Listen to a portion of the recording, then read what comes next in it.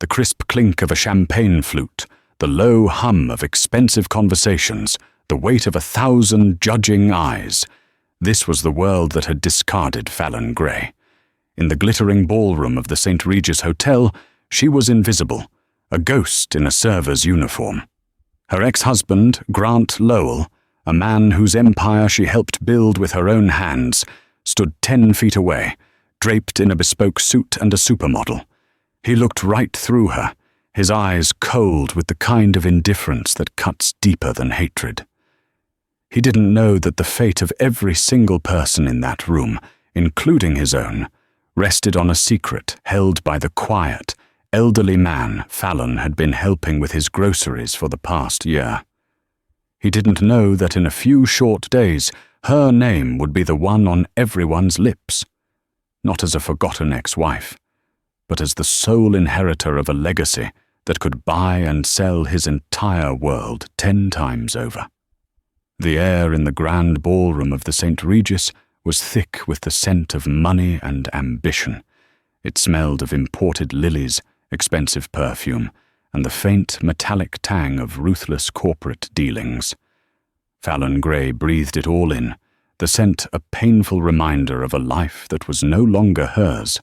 Her black and white server's uniform was a stark contrast to the jewel-toned gowns and tailored tuxedos that drifted around her like exotic fish in a multi-million-dollar aquarium. Her job tonight was simple: keep the champagne flutes filled, remain unnoticed, and collect her paycheck at the end of the night. Remaining unnoticed had become her specialty. She moved with practiced efficiency through a cluster of chattering guests, her tray held high. It was during a graceful pivot near the marble pillars that she saw him. Grant Lowell, her ex-husband. He was exactly as she remembered, yet somehow more polished, more severe. His dark hair was impeccably styled, his jawline sharp, his Tom Ford suit fitting him like a second skin. He commanded the center of his circle, his laughter a booming sound that always seemed more for performance than for genuine amusement. And on his arm was Bianca Dubois. She was everything Fallon was not: tall, impossibly slender, with hair the color of liquid gold, and a diamond necklace that probably cost more than Fallon's apartment building. Bianca leaned into Grant, her red lips whispering something in his ear that made him smirk. They were a portrait of power, a perfectly curated couple for the society pages. For a moment, the air left Fallon's lungs. It had been 2 years since the divorce, 2 years since he had sat her down in their minimalist, cold white living room and told her they had grown in different directions. His direction was a vertical climb up the corporate and social ladder. Hers, apparently, was a stagnant plateau he no longer wished to occupy. He had called it a conscious uncoupling, a term he'd picked up from a lifestyle magazine. Fallon called it what it was. He had traded her in for a newer model, one that better matched his ascending net worth. Her heart hammered against her ribs, a frantic bird trapped in a cage of regret and sorrow. She had loved him. She had believed in him when he was just a man with a blueprint and a dream, working out of their tiny spare bedroom. She had poured her small inheritance from her parents into his first software startup, worked 2 jobs to keep them afloat, and been his chief cheerleader, strategist, and confidant. Now, he was the CEO of Lowell Innovations, a tech darling on the verge of a massive IPO, and she was serving canapés at a charity gala he had co-sponsored. The irony was a bitter pill she was forced to swallow every single day. A senior staff member caught her eye and gestured sharply towards Grant's group. Their glasses were empty. "Go on," he mouthed, his expression impatient. Fallon's feet felt like lead. This was the moment she had been dreading. It was one thing to see him from afar.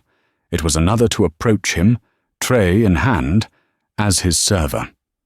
It was the ultimate confirmation of her fall from grace, of the chasm that now separated their worlds.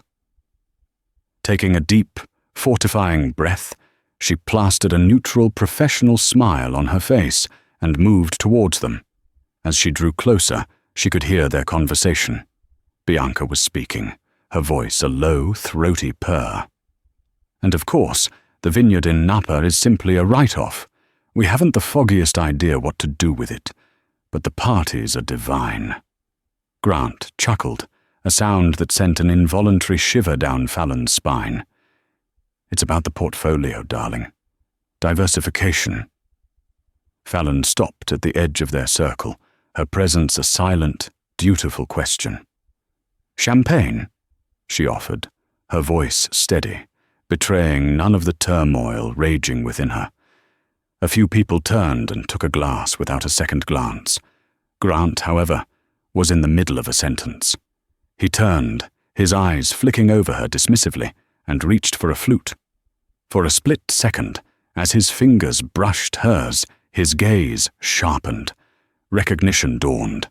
It wasn't a warm flicker of shared history, but a cold, hard glint of annoyance. His face tightened almost imperceptibly, his smile faltering. He saw her. He saw the uniform, the tray, the subservient posture. He didn't say her name. He didn't even acknowledge her with a nod. He simply took the glass, turned back to his conversation, and acted as if she were nothing more than a piece of hotel furniture. It was a deliberate, cruel erasure. He had looked at the woman who had shared his bed, his dreams, and his struggles for 8 years, and he had chosen to see no one at all. The cut was so deep, so precise, it left her breathless. But the humiliation was not yet complete. Bianca, ever observant, had noticed the fleeting flicker of recognition in Grant's eyes. She looked from Grant's stiff back to Fallon's face. A slow, malicious smile spread across her perfect lips. She let her eyes travel down Fallon's simple uniform, lingering for a moment on her practical, comfortable shoes. "Grant, darling," Bianca said, her voice dripping with mock concern, loud enough for everyone in their circle to hear. "You must be more careful. You nearly bumped into the help." She said the word help as if it were something distasteful she had found on the bottom of her Louboutin heel. The circle of guests chuckled politely.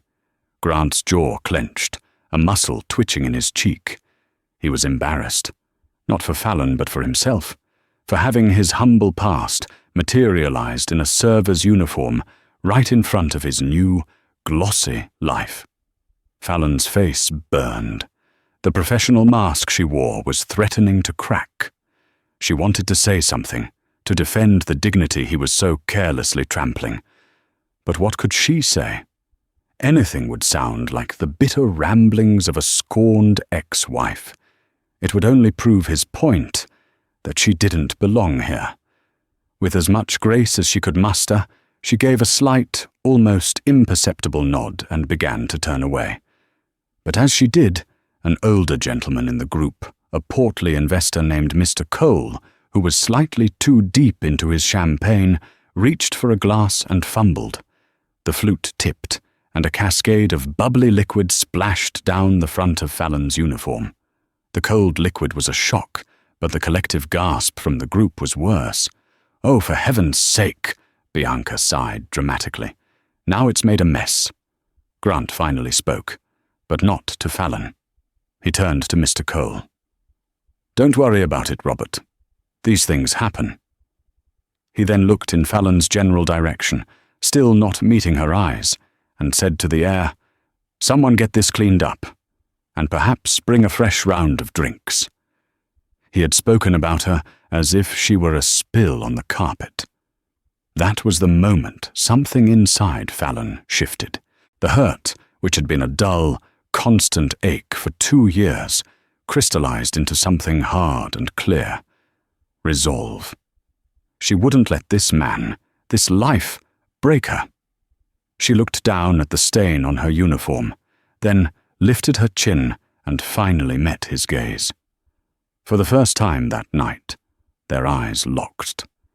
He saw the flicker of fire in her brown eyes, the defiance that rose above the humiliation. He seemed momentarily taken aback, as if he had expected tears or a panicked apology. He saw not the ghost of the wife he had left behind, but a stranger looking at him with cold, appraising clarity. Without a word, Fallon turned and walked away, her back straight, her steps measured. She didn't scurry away in shame. She retreated with the dignity of a queen, leaving a court of fools. As she walked toward the service entrance, she could feel his eyes on her back, a mixture of confusion and irritation. He had tried to render her invisible, but in his final, callous act, he had only made her see herself and him more clearly than ever before. She was done mourning the life she had lost. It was time to build a new one. The small one-bedroom apartment Fallon called home was worlds away from the St. Regis ballroom, and even further from the sprawling, minimalist mansion she had once shared with Grant. Here, the furniture was second-hand, but lovingly cared for. The air smelled of lemon polish and brewing tea, and the only view was of the brick wall of the neighboring building. It was humble, but it was hers. It was a sanctuary Grant's memory could not contaminate. As she peeled off her champagne-soaked uniform, the scene at the gala replayed in her mind. Grant's cold dismissal, Bianca's venomous whisper, the final, dehumanizing command to have her cleaned up. Each memory was a fresh sting. It wasn't the loss of wealth or status that ached. It was the casual cruelty of a man for whom she had sacrificed everything. She sank onto her worn sofa, pulling an old, knitted afghan over her shoulders. Her gaze fell upon a framed photograph on the mantelpiece, the only one she kept from her old life. It was of a much younger Fallon and Grant, taken on the day they signed the papers for his first business loan. They were standing outside a drab, rented office space, grinning with the unshakable optimism of youth. Grant's arm was wrapped tightly around her, his eyes shining with dreams. She remembered the feel of the cheap suit he wore, the one she had bought him for the occasion. In that photo, he wasn't Grant Lowell, the tech CEO. He was just Grant, the brilliant, slightly nerdy coder with a vision. And she was his partner, in every sense of the word. The $30,000 that started it all had come from the life insurance policy her parents left her. It was every penny she had in the world. When he had hesitated to take it, she had held his face in her hands and said, "It's not your dream. It's our dream. We're a team." For years they were. She worked as a paralegal during the day, came home to do the company's bookkeeping at night, and spent weekends networking and making coffee for his small team of programmers. She was the one who calmed him down when a server crashed before a major demo, the one who proofread his business proposals until her eyes burned, the one who believed in Lowell Innovations when it was just a name on a piece of paper. The success, when it came, was gradual at first, then explosive. A successful app launch, a laudatory article in a tech journal, a venture capital infusion. With each milestone, Grant changed. The shared dream became his dream. The we, slowly but surely, became I. He started attending conferences without her, then dinners, then galas. He told her she wouldn't enjoy them, that they were all business. The truth was, she no longer fit the image he was cultivating. Her simple, classic style was deemed frumpy. Her quiet, thoughtful nature was labeled unsophisticated. The final blow came the day he secured a partnership with a massive French conglomerate, run by the Dubois family. That was how he met Bianca.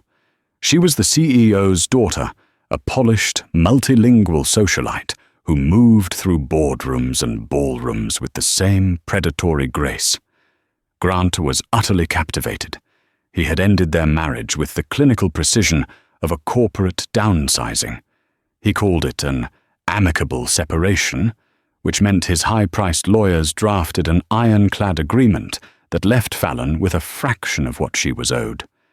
He got the company, the mansion, the art collection, and the life they had supposedly built together. She got a small, one-time payout and a legal document that effectively erased her contributions to his success. She was too heartbroken and exhausted to fight. She just wanted it to be over. Now, 2 years later, she was juggling 3 part-time jobs to stay afloat. She was a server for a high-end catering company, a data entry clerk for a law firm, and a personal shopper for elderly clients who couldn't leave their homes. It was a grueling schedule, but it paid the bills. It was through this third job that she had met Mr. Beaumont. Mr. Jonathan Beaumont was her Tuesday client. He lived in a modest, pre-war brownstone, in a quiet, unassuming neighborhood. The building was old and lacked an elevator, and most people on the street assumed he was just another elderly retiree living on a fixed income. He was a tall, thin man with kind, watery blue eyes and a permanent tremor in his hands. He rarely spoke above a whisper. Every Tuesday, Fallon would arrive with a list. He'd hand it to her at the door, written in a shaky, elegant script, along with a crisp $100 bill. The list was always simple. Earl Grey tea, digestive biscuits, a copy of the Wall Street Journal, and whatever fresh fruit looked good at the market. She would do his shopping, carry the bags up the 3 flights of stairs, and help him put everything away. She often stayed for a few minutes longer than her job required. She'd make him a cup of the tea she had just bought, and they would sit in his quiet, sun-drenched living room. The apartment was filled with books, floor-to-ceiling shelves overflowing with everything from classic literature to modern physics textbooks. There were no photographs, no personal mementos. It was the Spartan home of a man who lived in his mind. Their conversations were never about anything profound. They talked about the weather, the rising price of produce, a particularly interesting bird she saw in the park. But in his quiet presence, Fallon found a sense of peace. He listened to her. When she spoke of her day, his attention was absolute. He looked at her not with pity, but with a deep, unwavering respect that she hadn't realized she was so starved for. Once she arrived on a rainy Tuesday, soaked to the bone. He had insisted she take off her wet coat and sit by the radiator, and he made her a cup of tea himself, his hands trembling as he poured. Another time, she mentioned in passing that her laptop had died, making her data entry work nearly impossible. The next Tuesday, a brand-new top-of-the-line laptop was sitting in a box by the door. When she protested, he had simply waved a frail hand and said, "A tool for a craftswoman. Think nothing of it." She had cried on the subway ride home, overwhelmed by a simple act of kindness from a man who was, for all intents and purposes, a stranger. She never pried into his past. She assumed he was a retired professor or a librarian. He was just Mr. Beaumont, her quiet, kind, Tuesday client. The man who saw her, truly saw her, when the rest of the world, including the man who had promised to love her forever, looked right through her. Shivering, Fallon pulled the Afghan tighter. The memory of Mr. Beaumont's quiet kindness was a soothing balm on the fresh wound of the evening's humiliation. She stood up and walked to the window, looking out at the rain-slicked street. She was not the woman Grant had left behind. She was not the server he had humiliated. She was Fallon Gray. She had survived, and somewhere deep inside her, a tiny, resilient seed of hope began to sprout. The future was unknown, but for the first time in a long time, it felt like it was hers and hers alone. A week after the gala, life had settled back into its monotonous rhythm. The humiliation had faded into a dull ache, a scar that Fallon was determined to ignore. She worked, she paid her bills, she met Mr. Beaumont on Tuesday, and she tried not to think about a world of champagne and cruelty that she no longer inhabited. Then, on a crisp autumn Thursday, the letter arrived. It was not a bill or a piece of junk mail. The envelope was made of thick, creamy cardstock, the kind that felt heavy and important in her hands. In the top left corner, embossed in elegant dark blue ink, were the words Beaumont, Crestwood, and Hoare, attorneys at law. Her name and address were written in flawless calligraphy. Her heart began to pound. A prestigious law firm? Why would they be contacting her? Her mind immediately jumped to the worst conclusions. Was she being sued? Was there an issue with her apartment lease? Was this somehow related to Grant? With trembling fingers, she tore open the seal. The letter inside was brief and formal. Dear Miss Gray, this letter is to formally inform you of the passing of our client, Mr. Jonathan Abernathy Beaumont. In his final will and testament, Mr. Beaumont has specifically requested your presence at the reading of said will. The reading will take place on Monday, October 27th at 10 a.m. in the main conference room of our offices at 2 Penn Plaza, 57th floor. Your attendance is of the utmost importance. Sincerely, Walter Peterson, escort, senior partner, Beaumont, Crestwood, and Howe Fallon read the letter once, then twice, then a third time. The words swam before her eyes. Mr. Beaumont passed away. A wave of genuine grief washed over her. The quiet, kind old man. She hadn't even known he was ill. He had been frail, yes, but she had seen him just over a week ago. But beyond the grief was a profound, disorienting confusion. The reading of his will? Why on earth would she be asked to attend? Their relationship was that of a client and a service provider. He was kind to her, extraordinarily so, but to be included in his final testament seemed impossible. Perhaps he had left her a small token of his appreciation, a book, maybe a small sum of money for her help. That had to be it. Still, the formality of it all, the summons to a powerful downtown law firm, felt disproportionate and intimidating. For the next few days, a cloud of anxiety hung over her. She considered calling the lawyer, Mr. Peterson, to decline. She felt like an imposter, an intruder into the private affairs of a family she didn't know. But the letter's final line, "Your attendance is of the utmost importance," echoed in her mind. It felt less like a request and more like a command. Mr. Beaumont had wanted her there for a reason. Out of respect for the only man who had shown her unconditional kindness in years, she knew she had to go. On Monday morning, Fallon stood before the gleaming glass and steel skyscraper of 2 Penn Plaza. She had chosen her best outfit, a simple, dark grey dress, a black blazer she'd found at a thrift store, and a pair of low heels.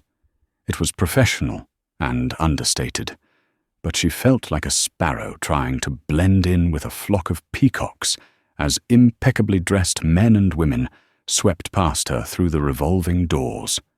The elevator ride to the 57th floor was a silent, stomach-churning ascent. When the doors opened, she stepped into a lobby that was more like an art gallery than a law office. The floors were polished marble, the walls were panelled in dark mahogany, and a massive, abstract oil painting hung behind a reception desk that was longer than her entire kitchen. "I'm Fallon Gray," she said to the receptionist, her voice barely a whisper. "I have a 10 o'clock appointment with Mr. Peterson." The receptionist, a severe-looking woman with a geometric haircut, typed something into her computer. "Yes, Miss Gray, the Beaumont reading. You're the first to arrive. Please, have a seat. Mr. Peterson's paralegal will be out to collect you shortly." Fallon sat on the edge of a leather sofa that probably cost more than her car. She was terrified. This was a world of immense power and wealth, a world she had only ever glimpsed from the outside. She felt the same way she had at the gala, an outsider, a pretender. The silence of the vast reception area was deafening, amplifying the frantic beating of her own heart. She was a simple woman who bought groceries for an old man. What was she doing here in the lion's den? A few minutes later, a young woman in a crisp suit led Fallon down a long, silent hallway. The plush carpet absorbed the sound of their footsteps. They stopped before a set of imposing double doors made of the same dark mahogany as the lobby walls. "Mr. Peterson will be with you all shortly," the paralegal said, opening one of the doors. "Please make yourself comfortable." Fallon stepped inside, and her breath caught in her throat. The conference room was cavernous. A colossal, polished table, so shiny she could see her own distorted reflection, dominated the center of the room. It could easily seat 30 people. At the far end of the room, a floor-to-ceiling window offered a breathtaking, panoramic view of the city skyline. She was no longer alone. Seated around the table were about a dozen other people, and the atmosphere was thick with tension and poorly concealed avarice. They were dressed in expensive, somber-colored clothing, but their eyes were sharp and restless. They assessed Fallon the moment she walked in, their gazes sweeping over her simple attire with expressions ranging from confusion to outright disdain. These, she presumed, were Mr. Beaumont's relatives, a flock of vultures waiting for the feast to begin. A man with a florid face and a tight collar grumbled to the woman next to him, "Who is that? I don't recognize her from the family reunions." The woman dripping in pearls sniffed. Probably one of the household staff. He was always taking in strays. Fallon's cheeks flushed with heat. She ignored them, choosing a chair at the far end of the table, as far away from the others as possible, hoping to once again become invisible. She kept her eyes fixed on the legal pad and bottle of water set at her place, trying to will herself to be calm. The door opened again, and a new set of footsteps clicked across the marble threshold. Fallon didn't look up immediately, but the sudden shift in the room's atmosphere was palpable. The low murmuring stopped. There was a new energy in the air, arrogance, entitlement, and something chillingly familiar. Fallon slowly lifted her head, and her blood ran cold. Standing in the doorway, looking every bit the corporate conquerors, were Grant Lowell and Bianca Dubois. It was like a physical blow. Of all the people in the world, what were they doing here? Bianca was surveying the room with a look of bored superiority, while Grant was speaking in a low voice to a slick-looking man beside them, probably his lawyer. His eyes scanned the table, and when they landed on Fallon, they widened in shock. For a moment, he looked genuinely stunned, his carefully composed mask slipping completely. Confusion, then anger, then suspicion flashed across his face. Bianca followed his gaze. When she saw Fallon, her perfectly sculpted eyebrows shot up. A cruel, amused smirk played on her lips. She leaned over and whispered something to Grant, who shot Fallon a look of pure venom. He clearly thought she had somehow engineered this, that she was here to cause a scene or make some desperate plea for money. Fallon felt dizzy. The room seemed to tilt on its axis. Why were they here? What possible connection could Grant have to the quiet, reclusive Mr. Beaumont? Before she could process the shock, another man entered the room. He was in his late 60s, with a mane of silver hair, sharp eyes behind wire-rimmed glasses, and an air of quiet, unshakable authority. This had to be Walter Peterson. "Good morning, everyone," he said, his voice calm and resonant. He took his seat at the head of the table and placed a thick, leather-bound document in front of him. "I am Walter Peterson, Mr. Beaumont's legal counsel and the executor of his estate. We are here today to read the last will and testament of Jonathan Abernathy Beaumont, Thank you all for coming." He looked around the table, his gaze briefly resting on Fallon with an unreadable expression. "Before we begin," he continued, "let me set a ground rule. This is a legal proceeding. I will read the document in its entirety without interruption. All questions will be held until the end." A nervous energy crackled through the room. The relatives shifted in their seats, their faces tight with anticipation. Grant leaned back in his chair, crossing his arms with an air of confidence. Fallon soon understood why he was there. One of the florid-faced relatives mentioned in a loud whisper that Grant's company, Lowell Innovations, had been in the final stages of a negotiation to acquire a key technology subsidiary of Beaumont Global Enterprises. His presence here was likely a corporate formality, a powerful stakeholder asserting his company's interests. It made a horrifying kind of sense. He was here to pick at the bones of Mr. Beaumont's empire, just like everyone else. Mr. Peterson cleared his throat, opened the document, and began to read. He started with a series of bequests to charitable foundations, hospitals, universities, art museums. Each bequest was in the tens of millions of dollars, figures that made Fallon's head spin but drew impatient sighs from the family members.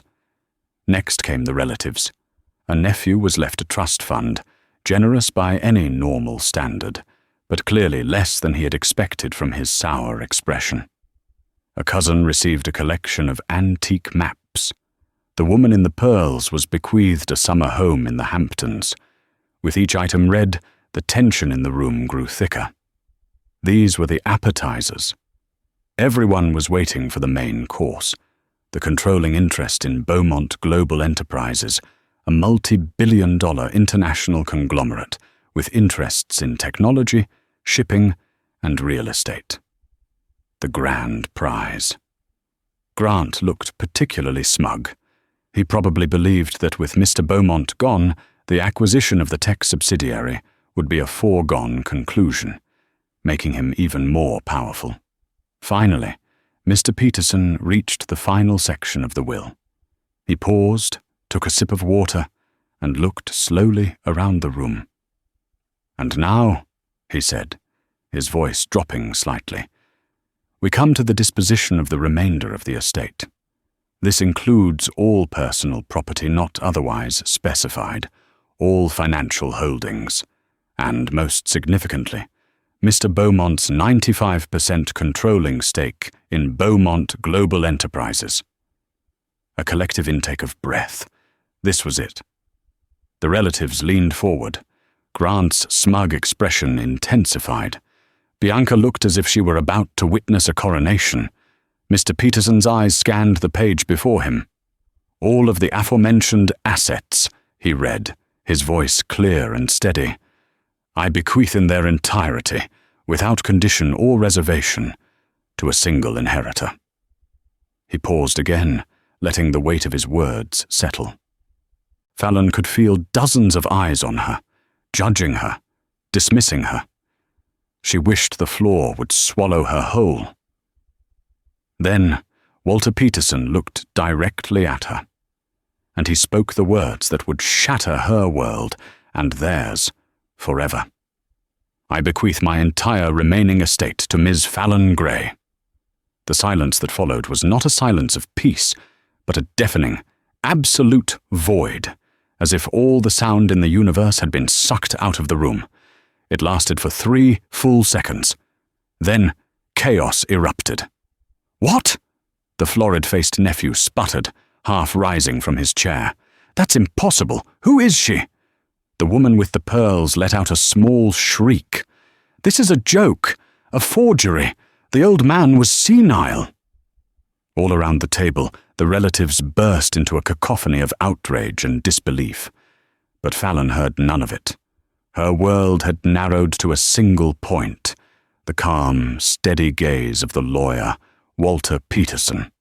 The name he had said, her name, echoed in her ears, nonsensical and surreal. It was a mistake. It had to be a mistake. But the loudest sound in the room was the stunned, choked gasp from across the table. Fallon's eyes, wide with shock, drifted to meet Grant's. His face was a mask of utter, frozen disbelief.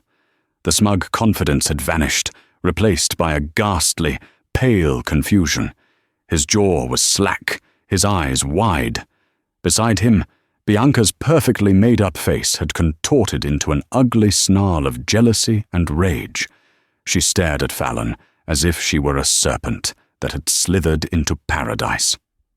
Mr. Peterson held up a hand, and his authoritative presence slowly quelled the uprising. "I will remind you of the rules," he said, his voice sharp as steel. "There will be no interruptions." Mr. Beaumont anticipated this reaction, and he left a letter to be read aloud to explain his decision.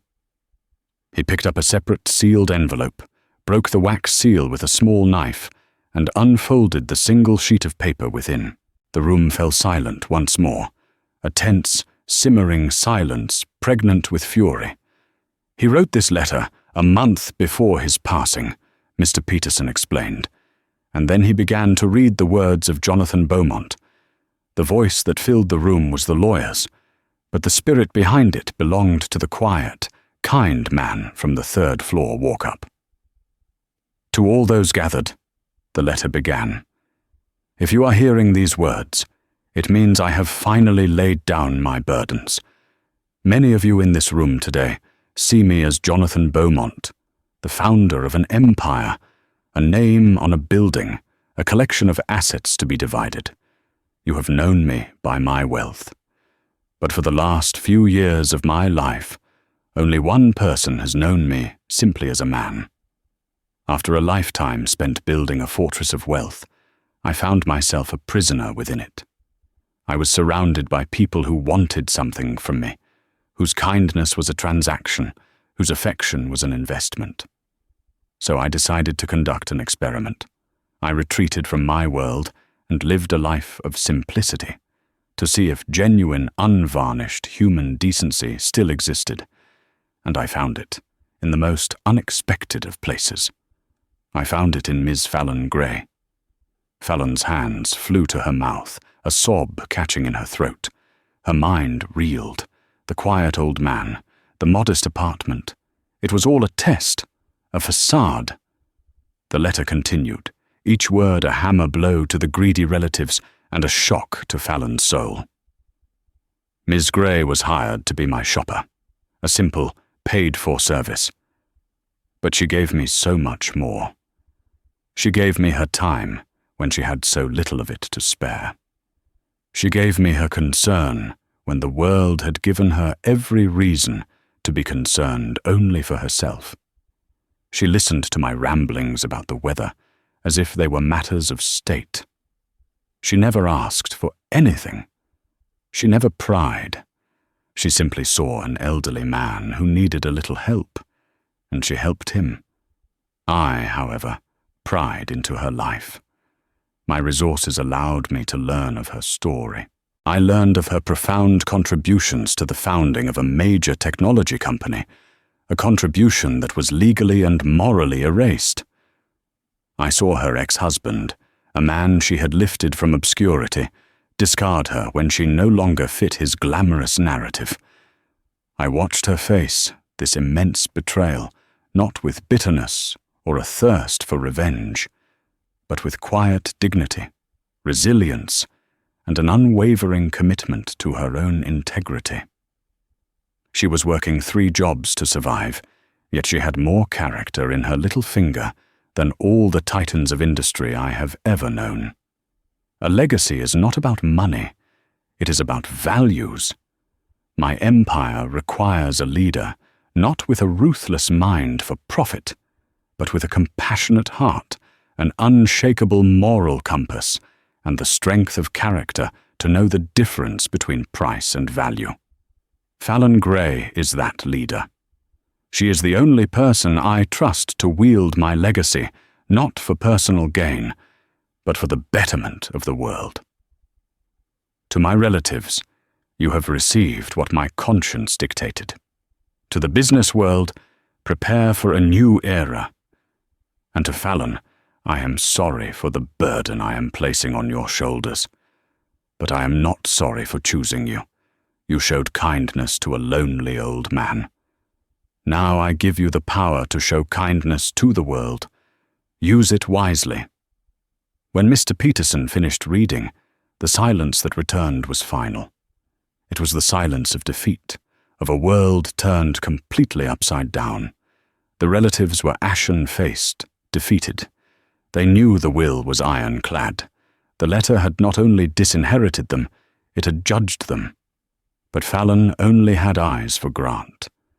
He was staring at her, his face a maelstrom of emotions, shock, regret, envy, and a dawning, sickening horror. The woman he had treated like a spill on the carpet, the ghost from his past he had tried to erase, was now, by an impossible twist of fate, his superior in every conceivable way. She wasn't just wealthy. She owned the company he had been desperately trying to partner with. Her signature would now determine the fate of his own.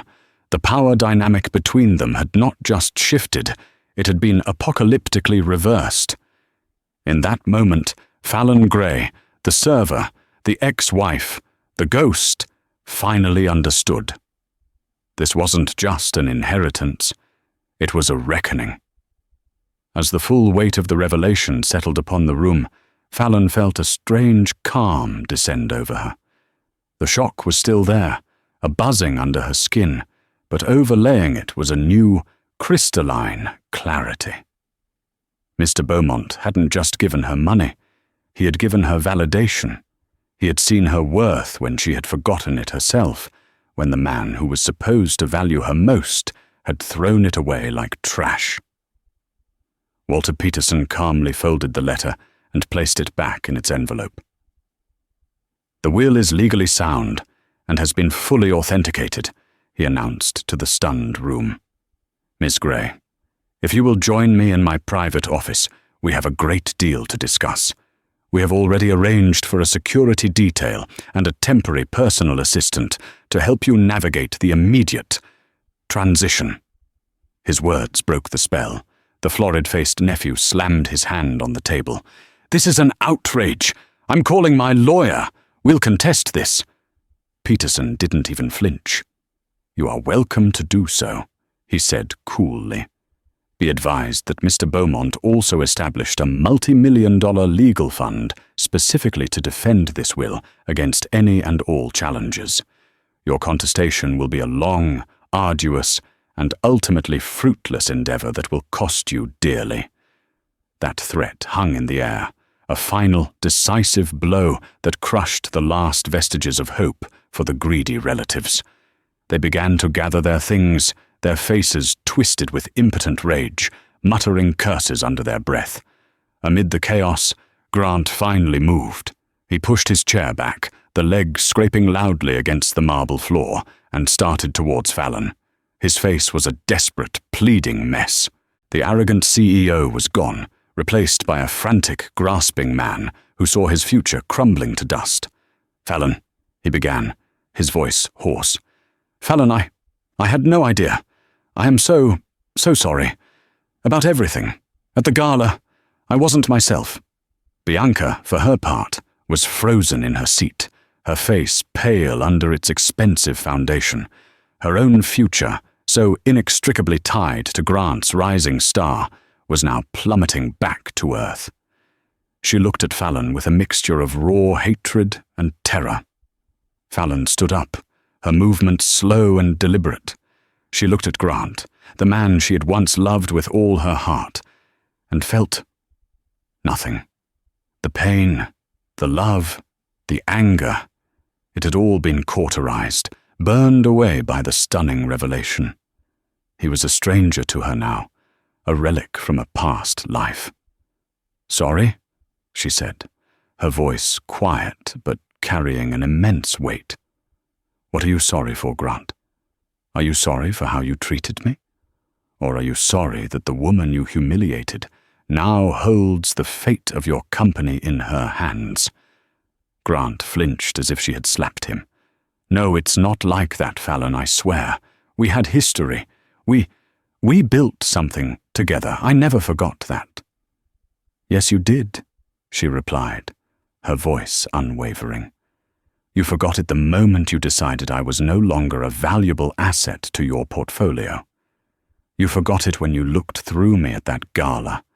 You forgot it every single day for the last 2 years. 2 uniformed security guards, who had been standing discreetly by the door, now moved to flank Fallon. Mr. Peterson gestured towards his office. It was time to go. Fallon took a step forward, preparing to leave Grant in the ruins of his own making. Wait, he pleaded, taking a step after her. Fallon, please. We need to talk. My company. The acquisition. It's my life's work. She stopped and turned to face him one last time. She looked him directly in the eye, and for the first time, he was the one who couldn't hold her gaze. Your life's work was built on my inheritance and my support, she said, her voice devoid of emotion. And from what I understand, Beaumont Global Enterprises is now my life's work. I can assure you, I will be reviewing all pending acquisitions and partnerships with extreme prejudice. I will be making decisions based on integrity and character. I suggest you don't wait by the phone. With that, she turned her back on him completely. She walked out of the conference room, flanked by her new security team, leaving Grant Lowell standing alone in the middle of the room, utterly and irrevocably broken. He was a king who had just discovered his entire kingdom was built on quicksand, and the tide had just come in. As Fallon walked down the silent, carpeted hallway with Mr. Peterson, the sounds of the outside world began to filter back in. Her phone, a simple, older model, began to buzz incessantly in her purse. News travelled fast in their world. She was no longer Fallon Gray, the server. She was now the mystery heiress, the Cinderella CEO. Her life had been shattered and reforged in the span of a single hour. It was terrifying. It was overwhelming. But as she walked towards her new, unknown future, she felt a sense of power she had never known before. It wasn't the power of money. It was the power of her own, finally reclaimed worth. 3 months later, the name Fallon Gray was synonymous with power and change in the financial world. The initial media storm had been a tsunami, with tabloids and news outlets alike clamoring to tell the unbelievable story of the waitress who inherited billions. They dug up photos of her and Grant in their early years, painting a narrative of betrayal and poetic justice that captivated the public. But Fallon refused to be defined by their narrative or by her past. She worked tirelessly, spending 18 hours a day with Walter Peterson and a hand-picked team of advisors who were loyal to Jonathan Beaumont's vision. She devoured information, learning the intricacies of global logistics, tech investments, and corporate governance. She proved to be a remarkably quick study, possessing an intuitive understanding of people and a sharp, analytical mind that had been lying dormant for years. She was not the same woman who had served champagne at the St. Regis. That woman was a ghost. Her first major act as the head of Beaumont Global was to halt all ongoing negotiations and launch a full, top-to-bottom ethical review of all the company's partnerships and holdings. The old guard on the board of directors was skeptical, but she had the controlling shares, and her mandate from Jonathan Beaumont's letter was clear. This, of course, included the pending acquisition of Lowell Innovation's key subsidiary. Grant had tried to contact her dozens of times. He sent emails, left desperate voicemails, and even tried to get a message to her through mutual acquaintances from their old life. She never responded. She delegated all communication to her legal team. The matter would be handled professionally, without emotion. The review of Lowell Innovations was damning. The investigators found a pattern of aggressive, borderline unethical business practices, a toxic work culture driven by fear, and several pending lawsuits from former employees. It was a company built for rapid, ruthless growth, with no regard for the human cost. It was a perfect reflection of the man Grant had become. The day of the decision arrived. Fallon sat at the head of the same colossal conference table where her life had changed. This time, she was not the terrified observer. She was the one in command. The members of her board, a mix of old Beaumont loyalists and new experts she had brought in, looked to her for the final word. "The review of Lowell Innovations is complete," she announced, her voice calm and steady. "Their practices are not in alignment with the new ethical direction of Beaumont Global. Their culture is one we cannot condone, and their leadership has shown a profound lack of integrity." She paused, letting the words sink in. "Therefore, we will not be proceeding with the acquisition. Furthermore, we will be terminating all existing supply chain contracts we have with them, effective immediately. We will absorb the temporary losses. This company will no longer do business with those who do not share our core values of integrity and respect." It was a death sentence for Lowell Innovations. Beaumont Global was their largest and most important partner. Losing the acquisition was one thing. Losing the existing contracts was a catastrophic, company-killing blow. The news hit the financial wires within the hour. Lowell Innovations stock, which had been soaring in anticipation of the deal, plummeted into a nosedive from which it would never recover.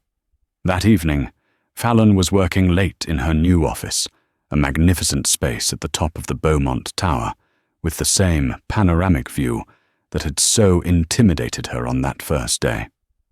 Her assistant buzzed through on the intercom. "Ma'am, a Grant Lowell is in the lobby.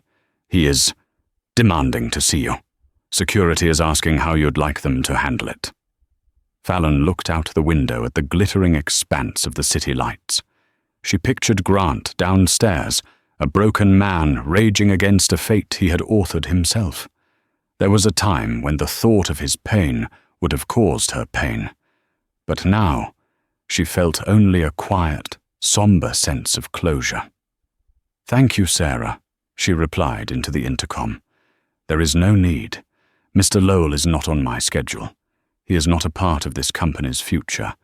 Please have security escort him from the premises." She cut the connection and stood up, walking to the vast window. Down below, the city pulsed with life, a million different stories unfolding in the twilight. Her own story had been one of pain, betrayal, and erasure. But Jonathan Beaumont had given her a new pen, and she was writing a very different ending.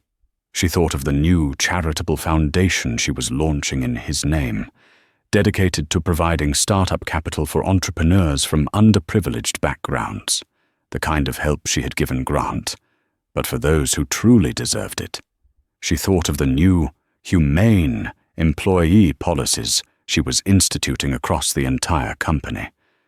She was not just managing an empire, she was reshaping it, infusing it with the kindness and integrity she had learned from a lonely old man in a third-floor walk-up.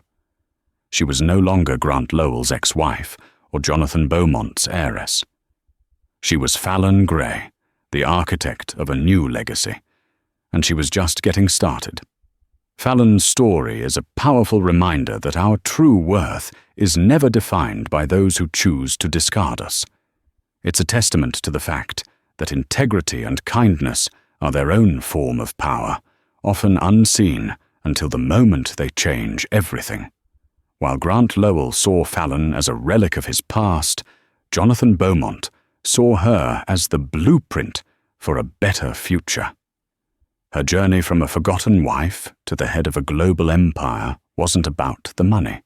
It was about reclaiming a narrative that was stolen from her, and proving that the best revenge is not stooping to their level, but building a world they can only dream of being a part of.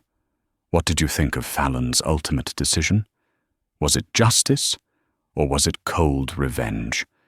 Let us know your thoughts in the comments below. If you were moved by this story of resilience and vindication, please hit that like button, share it with someone who needs to hear it, and don't forget to subscribe to our channel for more stories that will leave you thinking. Your support helps us continue to bring these incredible tales to life. Thank you for watching.